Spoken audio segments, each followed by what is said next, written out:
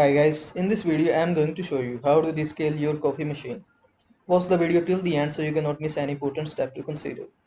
If you want to descale your coffee machine, you need to first arrange descaling solution. You can use a commercial descaling solution designed for coffee machines or a mixture of white vinegar and water.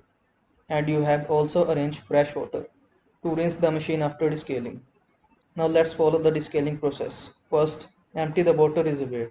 Remove any leftover water. Then add the descaling solution. Pour the recommended amount of descaling solution into the water reservoir. If using vinegar, mix it with water according to the manufacturer's instructions.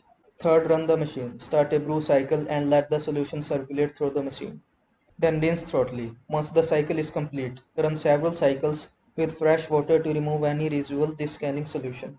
So I hope this video was helpful to you. Make sure to like this video and subscribe to my channel for more this type of content. I'll see you in the next video. Thanks for watching.